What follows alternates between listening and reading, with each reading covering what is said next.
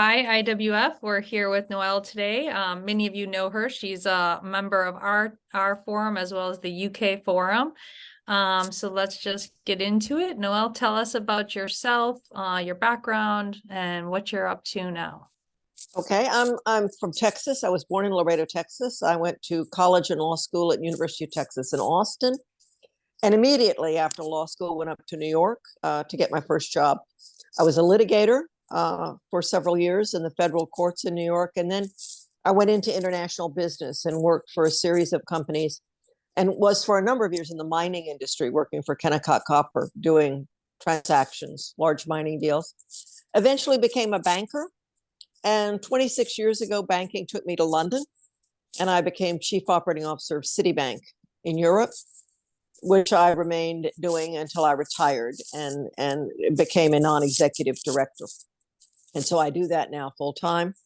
Although at the moment I'm chairing a government department. I chair the UK Export Finance Agency, which is the equivalent of Exim Bank. It's the export credit agency for Britain.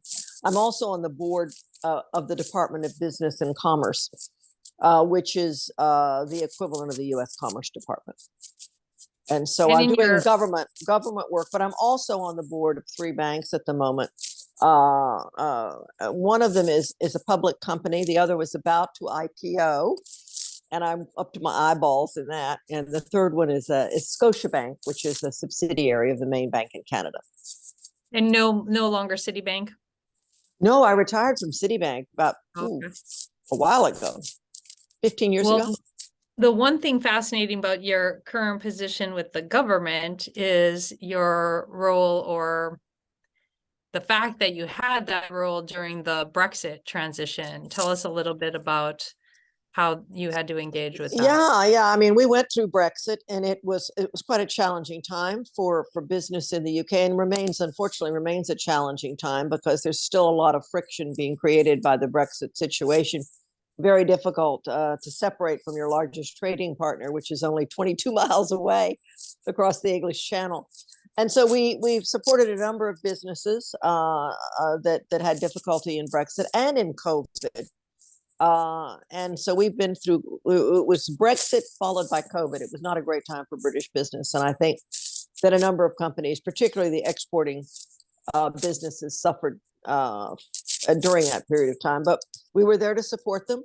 Our balance sheet has doubled. We have a 60 billion pound balance sheet now. So it's doubled in the time that I've been there. And so we're recognized as being the world's best export credit agency. We've been voted that now several years in a row, and we're quite innovative and proactive in the business community. So when I say I'm from the government and I'm here to help you, we mean it. Well, fascinating, and you're doing a lot of work for a retired person. Yeah, no, I'm not retired. I didn't say I was retired. I retired from Citibank, and God bless them. They send me a pension check every month. I was in that last group that got the pension check.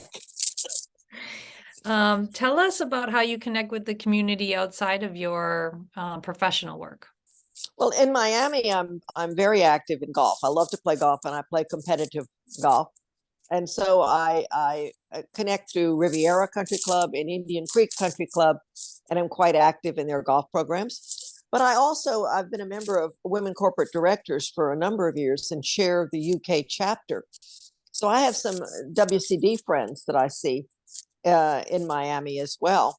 But my husband and I primarily, we go to Miami for fun and for some nice sunshine. And so we connect through that community. We used to connect when we first came to Miami 40 years ago. We had racehorses, and we had a breeding farm in upstate New York. And so we had quite a lot of connections in the horse racing community that carry on now. Although many of our friends have gone to the great stable in the sky because they were much older than we were. So a lot of our friends have passed on, but we still have quite a few connections in that community. Wow, that was a new fact. I know you're a dual IWF member, UK and Florida. What do you like best about IWF? you know, I love the women that I've met all over the world, and they're interesting women. They're quite diverse women. They always surprise me every time I have a conversation with a new member that I've met. I'm just totally surprised by what they do and how they do it and how talented they are. And it's just so much fun. I'm a girly girl. I like to hang out with other women, and I always have. And I just think it's a wonderful network of people that you can always reach out to. And I've met members from all over Europe and certainly from the rest of the world at the conferences. I'm going to Helsinki, and I'm really looking forward to that. So I've Yes, been me to too. a number of the conferences, and so I love those. Yeah. And I could tell you're a girly girl because I saw your nail polish with Oh, wait, different wait. colors. This is my Easter egg. Oh, I I had love it done yesterday. We're going to an Easter dinner. My husband said, "What have you done?" it. I love it. I love it. What advice would you give your younger self? You know, I know I've had a very incredible life and a very incredible series of careers, but I wish I'd taken a few more chances when I was younger. I was Okay, good quite advice. conservative when I was young. I was quite motivated by getting a job, making money, holding down a job, making progress, getting advanced. I should have taken a few more risks. I should have been a little bit more aggressive and entrepreneurial in my business life. And so when Yeah. I'm advising friends, children, or other young people that I work with, I said, take those chances, take those opportunities. Because I mean, I've had a great career, but I've always regretted that I didn't work in the Far East, in Hong Kong or Singapore. And I worked in those areas but I never lived there. So Yeah. those are the kinds of things I would have done. Great advice. Tell us a fact about you we would not be able to find on the internet. My husband tells people this when they say, what don't we know? I was a professional rodeo rider for a period in Whoa, my life. that's fascinating.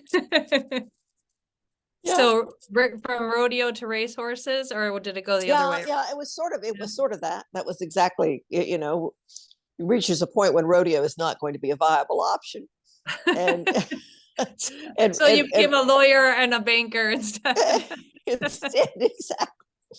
But I've been around horses my whole life, and I've ridden my whole life. And I started That's riding, Texas. and so I've always been. And so when my husband and I got together, he had an interest in racing. So I switched disciplines from rodeo to racehorses. And let me tell you, when you ride a young racehorse, it can be a rodeo. So Yeah. Well, you can take the girl out of Texas, I guess. What book or podcast are you recommending now?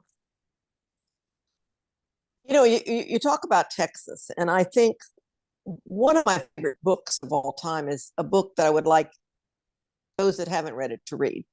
And it's Robert Caro's biography of Lyndon Johnson.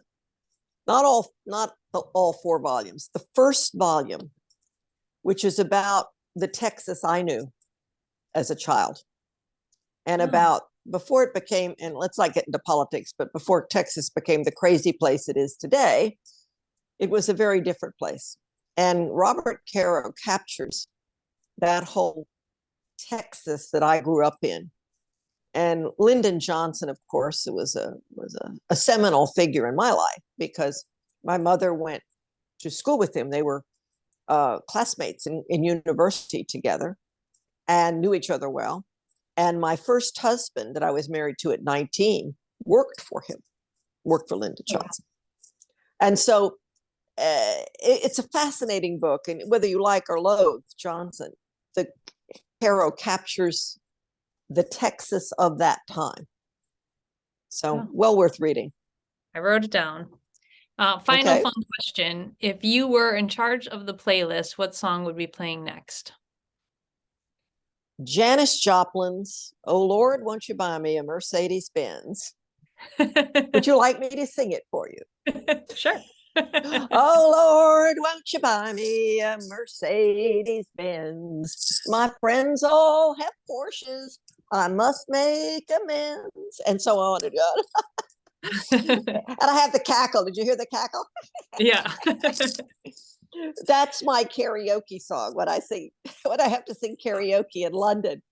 And Okay. it always cracks people up. But if you have not heard the original track with Janis Joplin, I heard Janis Joplin live on several occasions in Austin when I was in university. Oh, And she was quite a dynamic performer, long gone now, but it's worth listening to the original version rather than my not so great version. oh, what amazing. Well, thanks for being Yeah. here. I'm so glad we were able to catch you, and I'll see you in Helsinki, if not sooner. Great. And we're going to have a cocktail party in Helsinki, I hear. We are. We are. Okay. All right. But if you need some help in organizing it, let me know because I'm going to get there Okay. a day early. Okay. Perfect. Talk to Great you to soon. see you. Thank you Bye. so much. Bye bye.